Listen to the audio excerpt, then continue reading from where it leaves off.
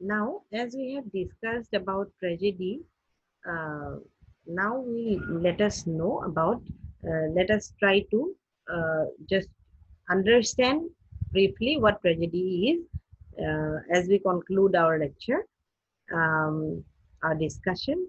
Tragedies are serious, somber dramas that typically end in disaster. These dramas may be composed in prose or verse and often center around a character that endures great unexpected misfortunes. Oftentimes, the misfortune that the character suffers is due to a tragic flaw in his personality, such as greed for power or rash thinking. So, as we have learned in our previous video, that it is the misfortune of the hero takes place and that takes because of some flaw in the character of the hero, and those flaws may be of different types. And we need to keep in mind that Greek plays, mostly Sophocles, Euripides, Aeschylus, they wrote the tragedies, and those tragedies were something that were enacted in community gatherings, among community gatherings, and it was always considered to be the highest form of literary art. And Aristotle has also emphasized on that tragedy actually enables the audience to release their negative emotions. And uh, examples of tragedy we have are Romeo and Juliet by Shakespeare is a tragedy in which the two lovers meet and fall in love, and because of some age-old feud or enmity between their families, the families of the lovers, they are destined for the misfortune. And Juliet's cousin Tybalt killed Romeo's friend Mercutio.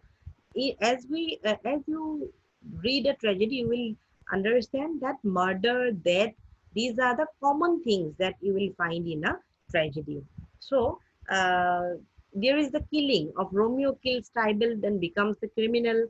The friar tries to help the couple by having Juliet fake her death. So these are the things that goes on in Romeo and Juliet. But Romeo thinks she is truly dead and kills himself, which leads to Juliet's suicide as well. So this becomes a tragedy as both the hero and the heroine kill themselves. That tragedies are an important genre of literature that allows an audience to experience a great release of emotions as the tragic events unfold in the story. Within these dramas, the negative qualities of life are highlighted, and oftentimes the audience can learn from the mistakes made by the characters, which ultimately led them to their demise. So that is what happened in Romeo and Juliet. And to conclude now, we also have a modern tragedy like Arthur Miller's Death of a Salesman, which is based on the Great American Depression, the American dream that crashed um, with many. And to conclude here, we will just try to understand what are the things that makes up a tragedy a tragedy. So Aristotle says that catharsis says about catharsis, that means to the arousal of pity and fear in the audience.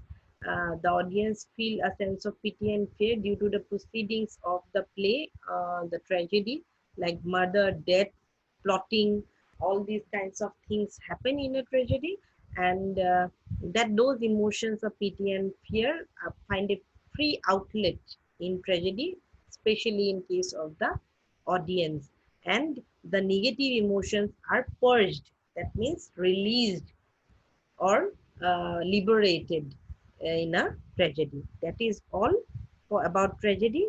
Thank you.